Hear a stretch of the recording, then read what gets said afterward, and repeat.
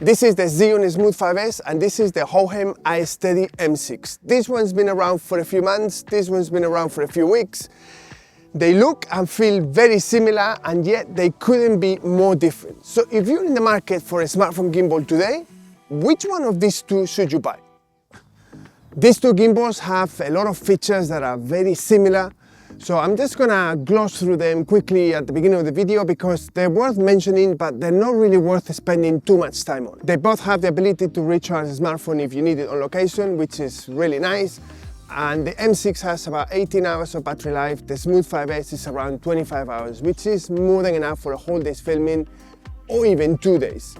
They both have a jog wheel and the implementation is a bit of a hit and miss on both of them.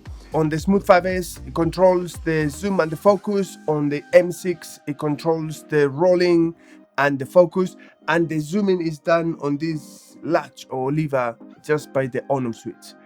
To be honest with you, I don't think you're gonna be using manual focus very often on a smartphone, and the zooming really and truly, neither one of these gimbals gives you zooming that is smooth enough so that you can do it halfway through a take.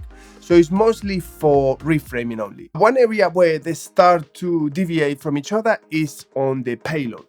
The Smooth 5 has a payload of 300 grams, the M6 of 400 grams. But what I found is that you can push this gimbal up to around 450, 480 grams, and this one really and truly 600 grams, you can easily do it. What you need to understand is simply because you can push the payload to more than what the gimbal is listed as supporting doesn't mean that you should do it.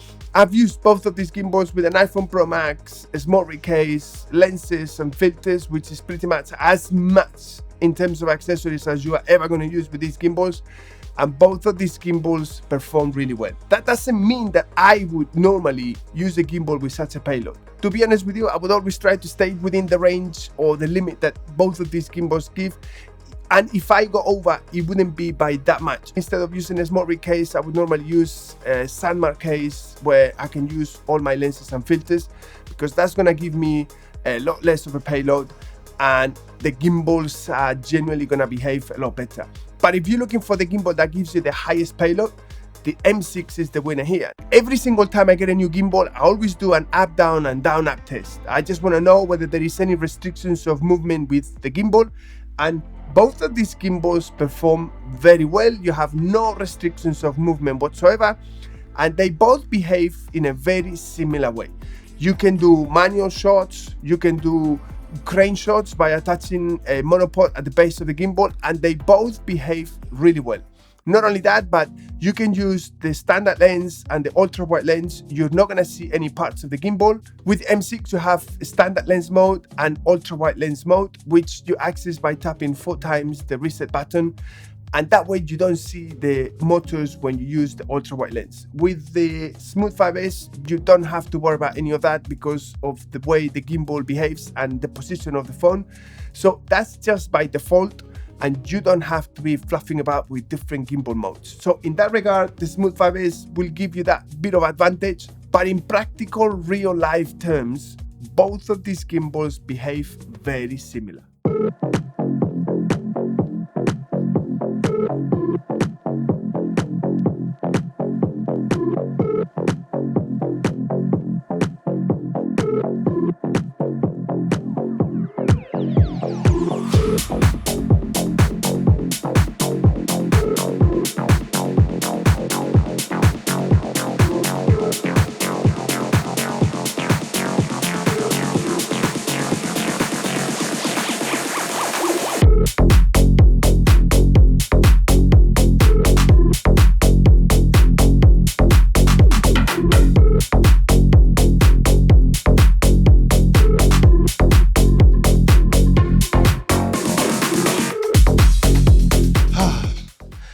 I don't know, this running. What do you guys think? Which one you think feels better, more stable when you both walk and run? Let me know in the comments below. The Smooth 5S has an actually really nice and easy to use app, the CY Kami app, where you can actually do anything that you could possibly imagine. You have all the resolutions and all the manual settings, and everything is really nice and laid out. You got 24, 25, 30 and 60 frames per second, and you can pretty much use the app and no problem whatsoever. It's a basic app compared to third-party apps like ProTake, Filmic Pro and similar, but you get everything that you need to use the gimbal, and it's really well integrated. The M6, on the other hand, the app is well integrated with the gimbal, but you only have 24, 30 and 60 frames per second. On the 24, the shutter is only 1/12, and then it jumps to 30 and 60. You don't have 48 or 50th of a second as a shutter. You don't have 25 frames per second. Saying all of that, you can use both of these gimbals with your preferred third-party app and just use the app to adjust the settings, which is how I use these two gimbals. So in terms of the app integration, in real life practical usage, I don't think this is going to be such a deciding factor. When it comes to tracking, this is where these two gimbals start to behave very differently, because the 5S gives you two options for tracking. One for vlogging, which you just simply press the reset button once and it will start tracking you. And 90% of the times it gets it right, although sometimes it doesn't. And this is obviously a bit of a challenge if you are using the rear lenses, because you can't see the screen. So it's not 100% reliable, and the same goes for tracking when you are away from the gimbal using hand gestures. And I have found that it's not really as reliable as you want it to be. If you go off frame, it will lose you completely. You have to start all over again. And more often than not, it will develop a mind of its own halfway through a take, and it will go off tracking something else. On the M6, on the other hand, this is a completely different ballgame. You know, you have two options: tracking within the Hohem Joy app, which you just need to go into the tracking section and select an object or face. And if you select the face, the moment a face or a head comes into frame, it will start tracking it immediately. It always keeps everything in the middle of the frame. You cannot really adjust the headroom. And to be honest with you, it's not very reliable either. But this is where this AI sensor comes into play, because this sensor is amazing. The best of all is that it's totally independent from the Hohem app, so you can use the gimbal and your preferred third-party app, which is going to give you a lot more flexibility, functionality, and most likely better image quality. But the best of all is that you can adjust the headroom so that the AI sensor knows how close you want it to be to the edge of the frame, and it will keep it there no matter where you are, how far or how close from the camera you are. This is really amazing. It also works great on vertical. You have the same functionality, the same adjustments. This is really nice. I might be wrong, and I put a lot of value on being able to use a third-party app with the gimbal, whereas maybe most of you guys is something that you don't care about. So I would love to know. Let me know in the comments below. The M6 has a really nice OLED screen that you can actually see when you are outdoors, because a lot of these gimbals, they give you a fancy screen that looks really nice when you're indoors, but the moment you go out on a bright sunny day, you can't see, or you struggle to see. And the Smooth 5S, I don't know who had this bright idea of putting this tiny LCD strip that I am literally telling you, when you go out on a bright sunny day, you have to block the sun because you can't see. So in that regard, the M6 is really much better than the Smooth 5S. And there is another area where the M6 offers a bit more flexibility than the Smooth 5S, and it's in the number of quarter-inch threads that you have. The M6 has one on the side of the gimbal, just as the Smooth 5S, but the M6 also has two more on the tilt and the roll axis. And when I first saw this, I thought to myself, this is a bit of a design nonsense, because who's gonna put a microphone behind the phone on the tilt axis, for instance? But it's actually really well thought out, because as you increase the payload, it might come a time where you need to use counterweights to compensate for the higher payload on the lens end.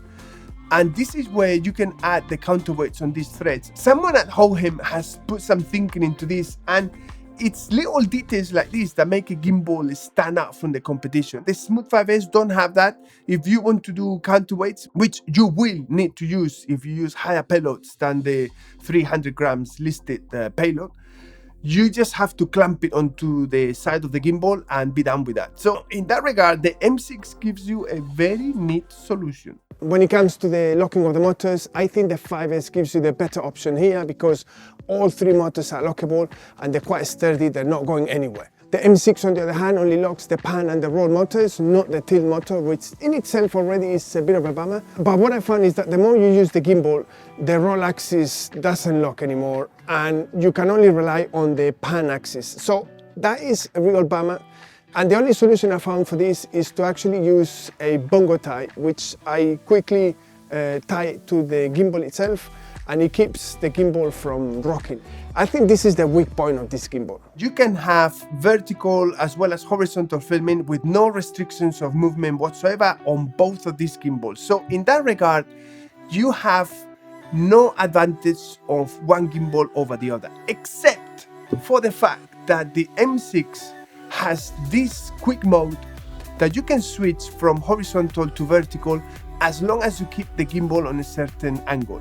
And this is really nice if you want to go from horizontal to vertical on the fly for any social media or any shots that you want to do. So in that regard, I think the M6 has the edge. Although in practical real terms, if you're gonna be doing vertical filming for a long time, you need to set the clamp in vertical mode on either one of these gimbals and set the phone correctly. So I think these two gimbals behave very similarly, with the advantage of the M6 giving you this quick adjustment. Now, in terms of vlogging, I don't think there is a big difference between either one of these two gimbals.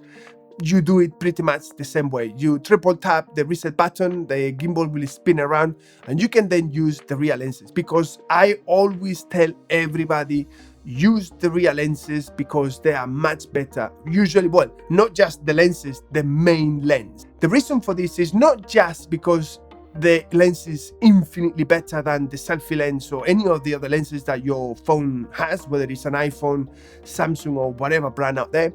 It's also because if you use the front selfie lens, you're gonna be staring at the screen, or you're gonna have the temptation to be looking at the screen. And when you do vlogging, you want to be looking straight to the lens. You don't want your eyes to be going slightly off, looking at the screen, which is what a lot of people do when they're vlogging. And you want your eyes to come straight down to the lens. And this is the advantage of using the rear lenses, because you don't have that distraction. You're gonna be looking straight into the lens. And also, a lot of the times when you use your selfie lens, you can't really tell where the lens is. It's such a pinhole lens that it's really easy to miss exactly the point where the lens is. Whereas if you use the rear lenses, you know exactly where you need to look, and it's gonna make a much better experience. Now, saying all of this, the little monologue that I just given you, both of these gimbals behave very similar. So in terms of vlogging, I don't think there is much to say really. Time lapses are something that a lot of people use gimbals for the simple fact that it's really easy to create motion time lapses. Both of these gimbals give you the ability to do that within the app itself. And the advantage of the M6 is that you can set the time lapse and then record it on your third-party app. Because if you try to do that with a 5S, it's just not going to happen. The moment you leave the app, the time-lapse stops. With the M6, you don't have that problem. You can use the default Hohem app, or you can choose to record it with your third-party app. Despite the fact that the integration is worse, I think the M6 has the edge. Now, saying that, the Kami app does a really good job, and for most people, it's probably all you're ever gonna need. So it's entirely up to you whether you are happy to use the camera app that comes with the gimbal, or whether you want to use your preferred third-party app. And in that regard, the M6 would be the one that you want to buy. Both of these gimbals have LEDs, and I personally think this is an area where the Smooth 5S is much better than the M6. You have a built-in LED light that is actually really strong and powerful, whereas the M6 gives you this AI sensor slash LED light that is just about enough to give you a little bit of light, but it's nowhere near as strong as the built-in LED light on the Smooth 5S. Both of these gimbals are really good gimbals. If you recently bought a Smooth 5S and now suddenly the Hohem M6 is out and you go like, oh my god, you know, have I wasted my money? No, you haven't. If you plan to use a third-party app and tracking is really important and you want to do it with your third-party app, there is no other option. This is a no-brainer. If you don't plan to use a third-party app and you're happy to use whichever app comes with the gimbal, you get a much more powerful LED light on the Smooth 5S. So if you do anything in low light or in nighttime, this is the gimbal that you want. I cannot say to you, buy this gimbal over this one or this one over this one, because they both have strengths and weaknesses, and then it's you who have to decide which one is the one that you want. If you want to see the review of the Smooth 5S and the review of the M6 to help you make a decision, I leave them here for you to watch. So click on any of them and I'll see you there.